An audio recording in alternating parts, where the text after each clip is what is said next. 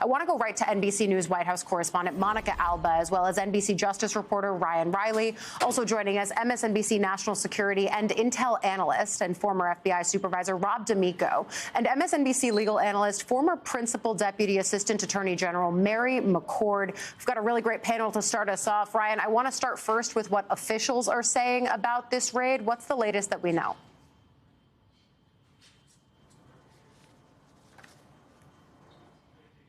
Ryan. And so that's what they've done here with, can you hear me?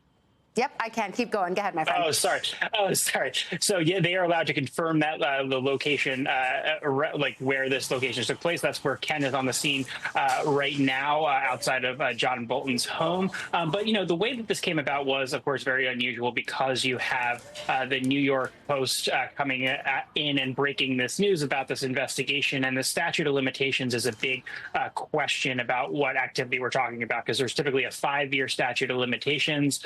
And so, you know, a lot of the details about what exactly we know about why this took place are unclear. But we should say that it was, according to the FBI statement, court authorized activity. So that means that a judge would have had to sign off on whatever activity is happening there on this search. And so that would at least meet the probable cause threshold of this investigation. But that is, you know, a much lower bar than a criminal charge or, you know, an arrest or anything of that nature, Allie. And I think those are a lot of the questions that we still have ourselves as we look at this, because I want to bring in Ken Dilanian, who is outside the home in Bethesda, Maryland. Ken, you've been standing there. Can you tell us what you've been seeing? I know last hour you saw FBI agents carrying bags in or out of the home. What more have you seen like that? Yeah, we've seen additional FBI agents leave the home and retrieve some boxes, empty boxes, and then go back into the home. These are agents and FBI windbreakers. They're agents or members of the evidence retrieval team that usually goes on these kinds of searches. And other than that, we haven't seen much. There's 7 vehicles in the driveway behind me, most of which are likely to be unmarked FBI vehicles. They've been here since 7 in the morning, we know, and nobody has emerged from the house to talk to the news media. Obviously, as Ryan said, the FBI has confirmed that this is court-authorized activity. And let me just explain what that means. That means that an FBI agent submitted an affidavit to a magistrate judge. That's one level below a federal judge, who then found that there was probable cause to believe that there was evidence of a crime at this search location. And generally, the FBI has to explain what other avenues they pursued to try to get this information, short of the very intrusive step of a search, which, you know, people are protected by the 4th Amendment of the Constitution from searches and seizures, except in cases where there is probable cause to believe a crime was committed. So that's the standard. We don't know what that affidavit said. Eventually, we will see it. And the magistrate who signed it knows that the world will see it someday. So it stands to reason that at least that magistrate believes that there was some evidence to merit this action. It's also, though, worth understanding the context here that John Bolton has been a bitter critic of Donald Trump. He was Donald Trump's national security advisor in the first term.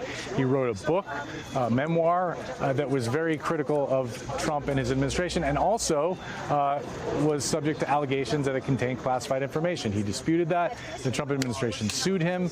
There was also a criminal investigation that was launched, and it's been reported that it was dropped early in the Biden administration. Now, again, we don't know whether this search is related to that, those developments, or whether this is about something new. We do know that sources are telling us that this involves a national security investigation into potential mishandling of classified documents.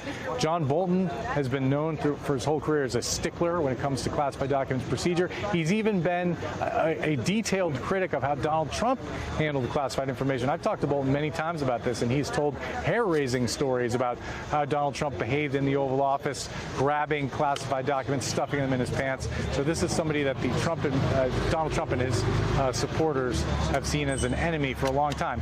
And again, we don't know if that influenced the events that you're seeing behind me, but that's something to consider.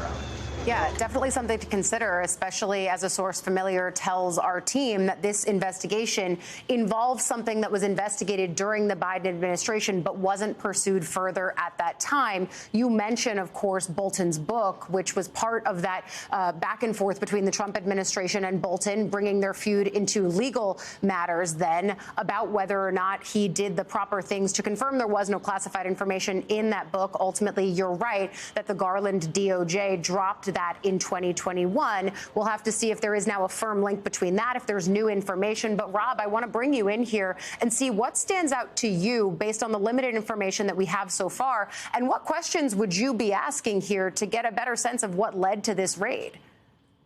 The big thing is that physically, the execution of the raid this morning, Bolton wasn't home, but he was in town. Now, the FBI had to know that. They put, when you're going to do a search warrant of this nature, you put surveillance on the subject. Either you want him home for a reason or you don't want him home for a reason. That's when you execute. So they must have been surveilling it. Mr. Bolton probably left this morning.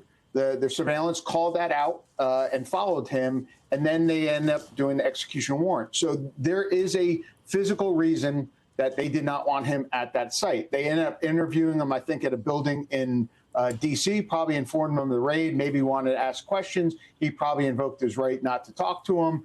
But you really have to look at all the specifics that was planned, that was something that they obviously wanted, the fact that they surveilled him and he wasn't home. The other question, though, is, and Andrew Weissman brought this up earlier, was during the Mar-a-Lago raid, the subpoenas back and forth and the conversations back and forth with the lawyer, actually it was going out and proving an element of the crime. If this wasn't done there, those elements could be tough to prove. Was he aware he had classified information? Was there intent to keep hiding it? So if they hastily executed this warrant based on something maybe that came from the administration, that could risk the actual case. So again, when you look at it legally, not having that interaction can actually harm the case by not being able to prove the elements of the crime. Yeah, this gets into the motive and intent piece of this once it actually becomes a court matter. But in terms of the raid, I want to ask a follow-up on something that you just said there, Rob. You said that there might be an idea of having him be home or not home, that there might have been surveillance before the FBI went in and did this raid. How much jurisdiction, how much leeway do they have with when they actually execute this? And then I have another question for Mary about the DOJ side of that equation. But first to you, Rob. Oh, they absolutely have all the power when to raid it, not.